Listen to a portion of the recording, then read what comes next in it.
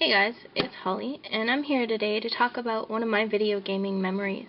As you can see here, this is the original Game Boy. This system actually has a very memorable moment for me, and I'm going to tell you about that. And it actually kind of links to the Nintendo 3DS today, which I'm going to talk a little bit about too. The first thing I wanted to talk about is when I was a kid in Canada. Right about the summer before 4th grade, I decided that I was going to save some money. As a kid, I didn't have a job, so I could do chores for money and things like that. But something happened in our economy during that same time where the actual $1 bill that was in Canada, and unfortunately I don't have one of those to show you, converted to what's known as a loonie or a $1 coin.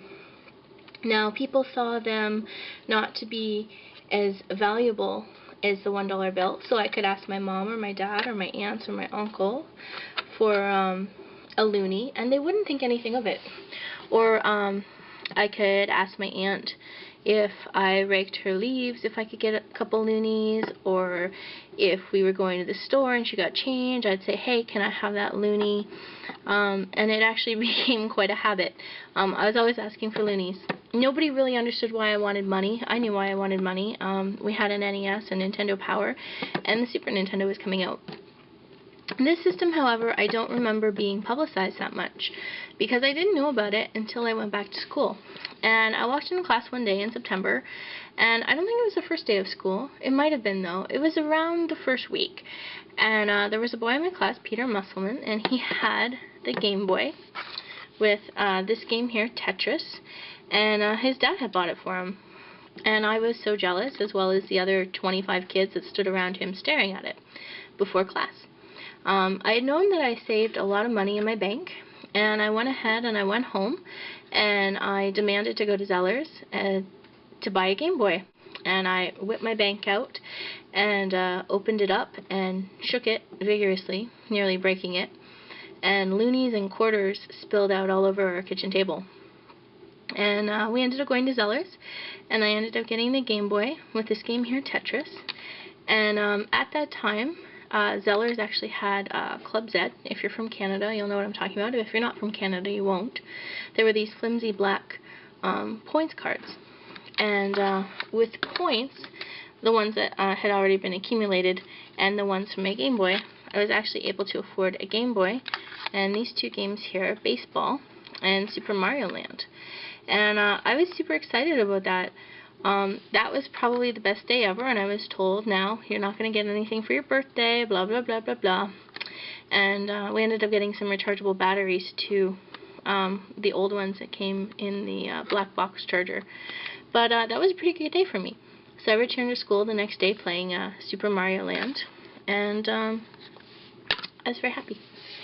So when the 3DS started to be talked about, I knew Nintendo had been coming out with it for a while, and I wanted to get one. You all know how I'm a big fan of the Nintendo DS, and the 3DS is no exception.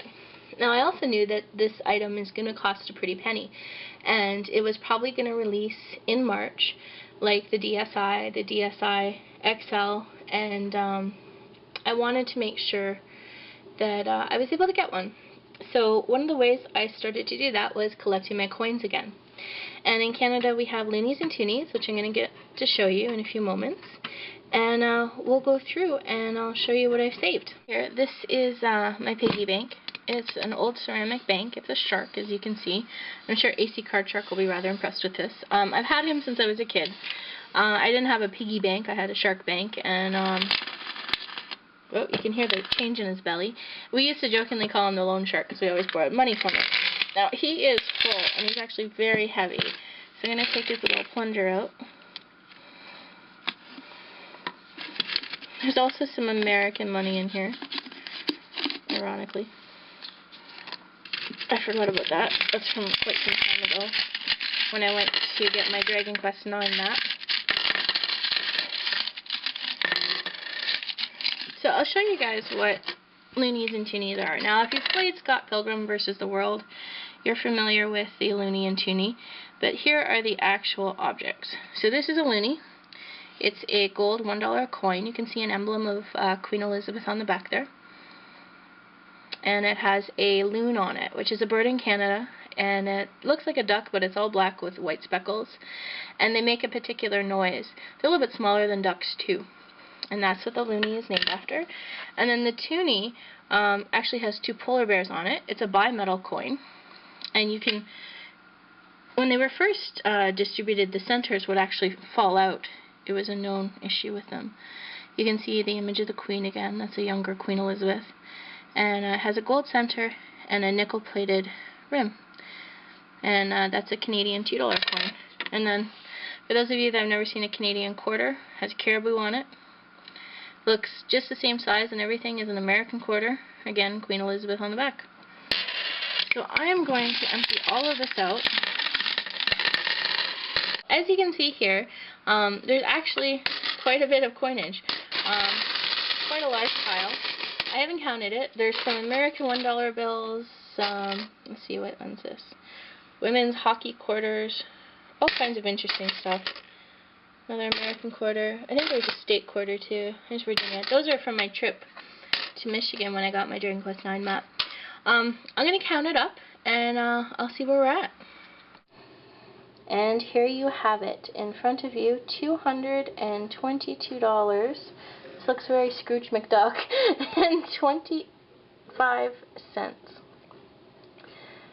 $222.25. So I was nearly at a Nintendo 3DS. This is pretty much how I fund my gaming stuff. Lots of you guys ask me all the time, you know, how do you afford so much stuff? This is kind of one of the tricks. This is all spare change from my pocket. If I received a loonie in the last, I think, 19 months, I didn't spend it. I just put it into my piggy bank, or in this case, my shark bank, and it's out there. And I've been saving this for quite some time. As you know, I got a pre-order for the 3DS, so this is all bonus money. And with that pre-order, it was overcharged, so I'm actually going to get a free game as well, which I thought was pretty sweet, because I now have $51 left over. So this is my budget for March, as well as my pre-orders that are already paid for. It's going to be a pretty good month. And yeah, I don't put any gaming stuff on my credit cards. I've never done that. I always pay cash for it. So if you guys have any memories of saving money for a retro system, or if you have any habits that you had as a kid that enabled you to get some gaming stuff that transferred to you as an adult, post a video response or leave a comment. I'd love to hear it. And I know the one that comes to mind for me is the original Game Boy. And that's a system that makes me super happy. And I know it's one that I earned myself, as well as my 3DS here. Alright. Well, thanks for watching, guys. I hope you enjoyed the video.